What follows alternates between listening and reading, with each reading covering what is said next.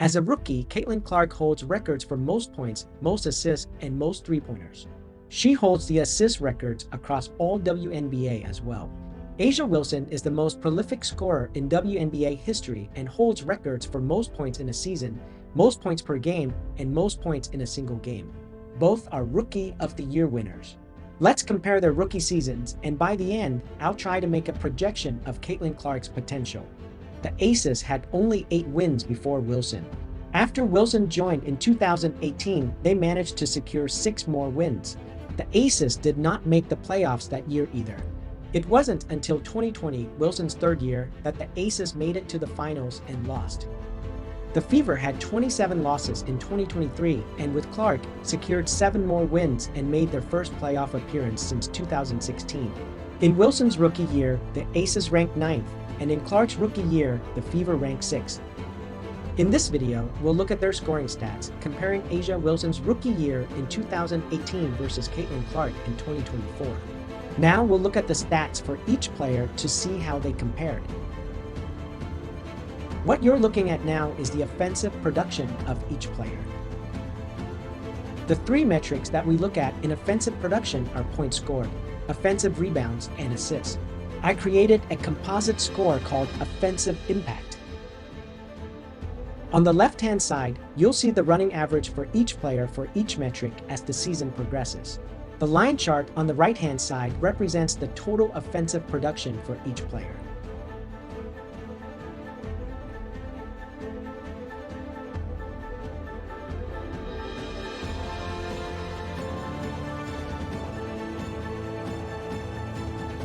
In the first 20 games of their rookie season, both players are neck and neck. But watch what happened to Clark's chart starting game 21. Starting early in her rookie career, A'ja Wilson already showed how prolific of a scorer she is. Wilson also leads Clark in offensive rebounding. However, when it comes to assists, Clark is the best rookie ever. She now holds multiple records, including most assists in a game and total assists in a season. Since Wilson played in a season with only 34 games, you'll see her chart stop.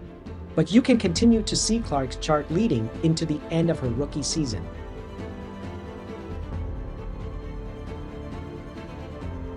Obviously, this speaks to their roles, and both players are phenomenal on their major stats lines. Now we'll look at their defensive production. To me, this was a great way to see how their roles are different. Again, we look at 3 metrics: steals, blocks, and defensive rebounds. Then we look at a composite metric called defensive impact that combines these 3 metrics together.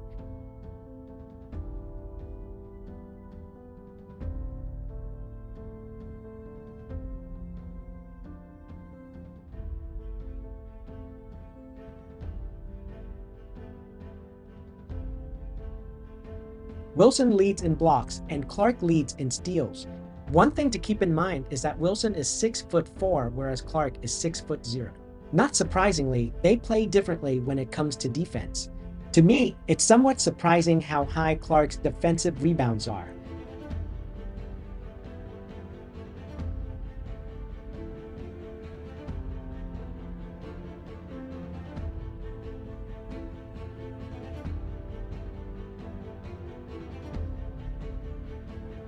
Now we'll look at overall contribution, which is adding both offensive and defensive together.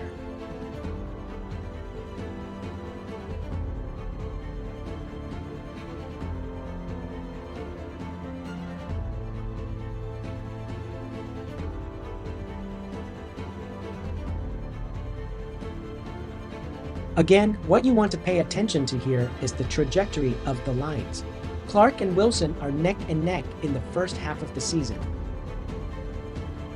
The scary part about Caitlin Clark is what happened after the first half of the season. She's on a totally different trajectory.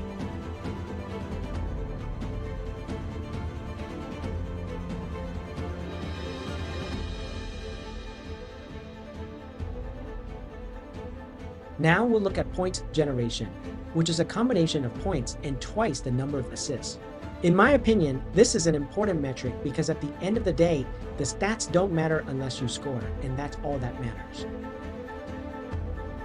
In this visualization, we're looking at the distribution of assists on the left-hand side and points scored on the bottom. The big circle represents the running average for both players as the season progresses. The shaded area around the circle represents the data points from the various games. The way I see it is that the shaded area represents the potential of each player. On game 26, Clark made a record 19 assists. That point right there represents the highest number of assists ever in a single game in WNBA league history. One thing you'll notice as you watch this visualization is the range that Clark has in terms of points scored and assists made. Now as the rookie season progresses, you'll see how Clark is able to score as many points as Wilson, with the highest being at 35 points in a single game, while continuing to rack up assists like no other player. In this visualization, we get to see the distribution of assists, which is on the left axis, and rebounds, which is on the bottom axis. The big circles represent the running average for each player. The areas around the players represent their ranges throughout the season. You can see the specialization from each player. Since both players consistently score above 10, one thing you might see is that anything in the top left typically represents a double-double in rebounds and points, and anything on the bottom right represents a double-double with assists and points. Clark has multiple double-doubles with rebounds and a dozen double-doubles with assists, whereas all of Wilson's double-doubles are with rebounds. But if you look even closer, you'll see something amazing with Clark's numbers. She has a few dots in the top right quadrant. These are her triple-doubles. No rookie in history had a triple-double before until Clark, and she did it twice in her rookie year. Now we'll look at the field goal attempts versus points. This is a way for you to see the efficiency of each player. The left axis represents points, and the bottom axis represents field goal attempts.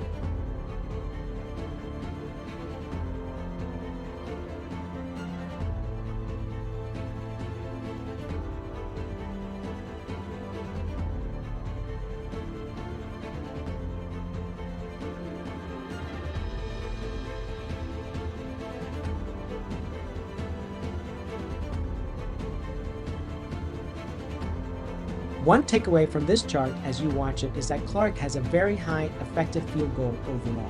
Since she led the entire league in three-pointers made in the regular season, she's able to score almost as much as Wilson despite taking fewer shots.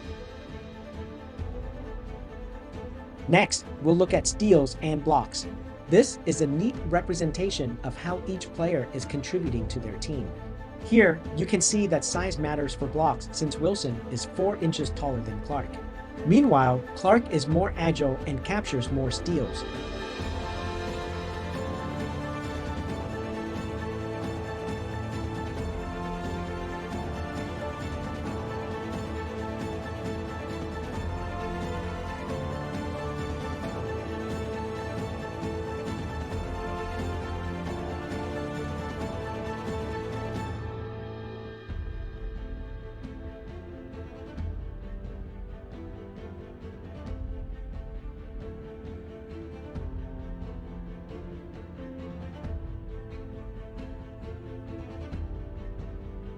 Now it's time for the bonus chart. Note that Wilson won league MVP in the years 2020, 2022, and 2024. On its own, A'ja Wilson's rookie stats are amazing.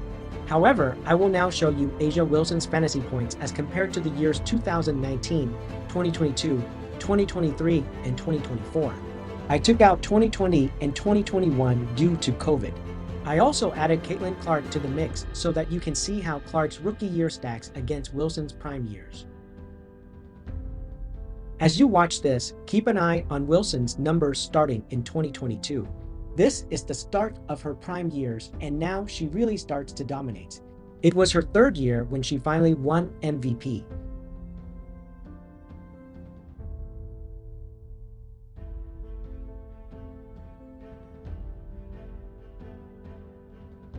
What you're seeing here is that Clark's fantasy points as a rookie are actually higher than Wilson's in the year 2022 when she won MVP.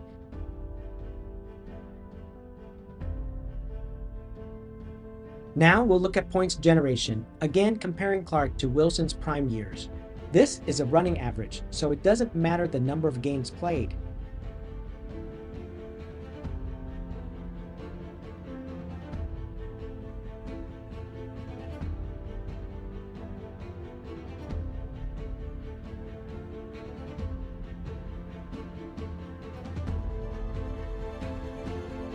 What you see now is that Clark is the best of the best when it comes to point generation.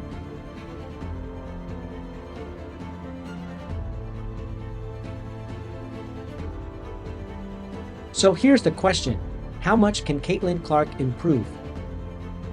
In this chart, I'm showing you the fantasy points generation per game versus their field goal attempts in their rookie years.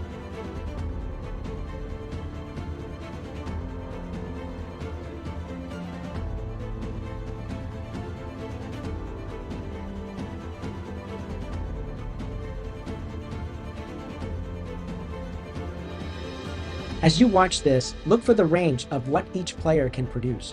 One thing you'll see is how Caitlin Clark is able to generate higher fantasy points without having to take more field goals.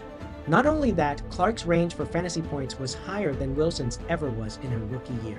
In my opinion, Clark's future is bright. Imagine if in 4 to 5 years, Clark is generating 30% more fantasy points than now.